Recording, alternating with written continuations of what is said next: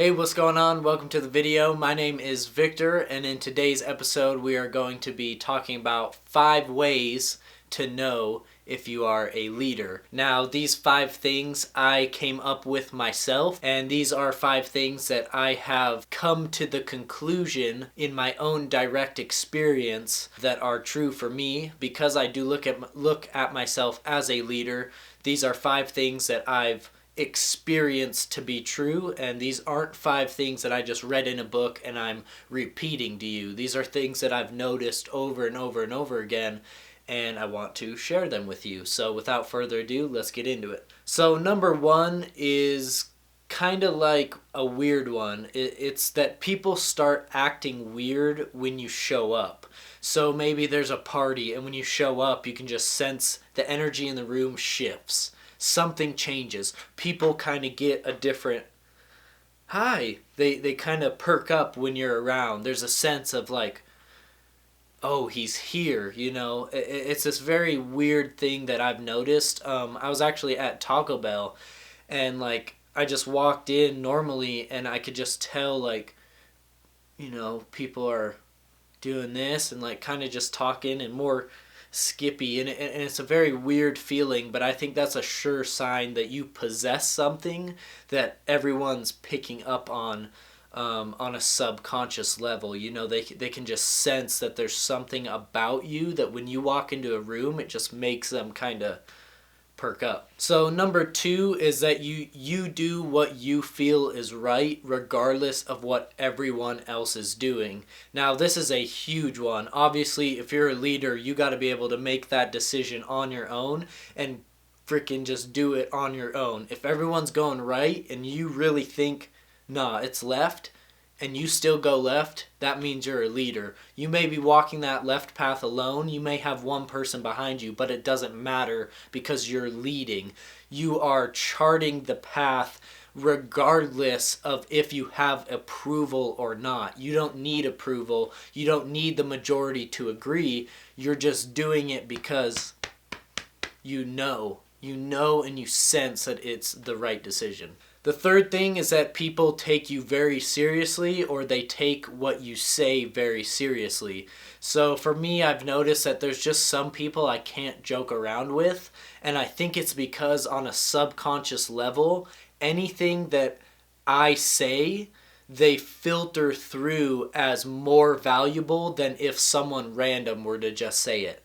I don't know if that makes sense, but another way to put it is, on a subconscious level, your words have more value than other people's words will. So maybe you're easily able to trigger people. Like they just seem to get really, really energized when you're talking, or they maybe not triggered, but there's this reaction when you're talking to people where you can just tell, like, they really pay attention to what you're saying, or they really value what you have to say or what you think. So number 4 is a very clear one for me, and it's that you don't fit in.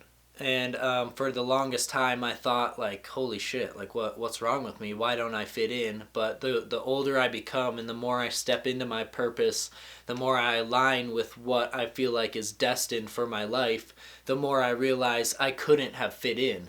If I had to fit in with the cliques in high school or fit in with anything else socially, that would have proven that I wasn't a leader. But for the basic fact that I wasn't really included, I was an outlier, that's the proof in the pudding to me that shows that I'm a leader, because leaders aren't necessarily in these cliques, you know. They're not surrounded by I shouldn't say they're not surrounded by people. Obviously, if you're a leader, you're going to be leading people, but there's a certain sense of, like, when you're younger, it's more when you're younger you don't fit in. So I'm talking about high school, middle school, when there's like cliques of people, like the jocks and then like the hippies, and like you just don't fit in.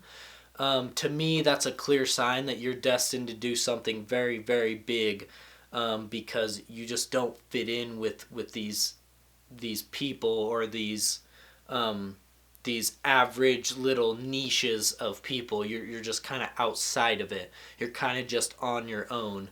And I feel like a leader has to face a lot of that loneliness, a lot of that, being in the front of the pack. There's a reason why you're in the front. It's because you're alone. There's a reason why you're leading. You're the leader. It's because you're alone. So if you've ever felt out of place or not really fitting in, it could be a sign that you're a leader. And the fifth thing is that people are always asking you to do things for them or asking you for stuff, but you never ask anyone else. This is a very clear sign that people sense how much value you have, and they are always asking you for your value because you have so much value. So I used to get upset when people would ask me all the time for stuff, but now I just realize it's because of the value that's within me. The fact that if you have a lot of value, people are naturally going to want a part of that. People are going to want to naturally associate with that, and they're going to want to have some, if that makes sense. So that's 5 ways to tell if you're a leader or not. Again, this is a list that I came up with on my own. I am only 20 years old, so this list is definitely subject to change, but I do think the 5 things that I listed are very valuable keys. And they're things that within my own life, looking back on, they just make so much sense now. Like the not fitting in, it just makes so much sense to me now that I wasn't supposed to fit in. Or people asking me, can you do this for me? Can you do this for me? It just made sense. That's because that I had that value. So don't take this list as a all-encompassing list of leadership. Leadership is a huge, huge field. And if you really want to learn about leadership, I recommend Jocko Willink and his book, Extreme Ownership.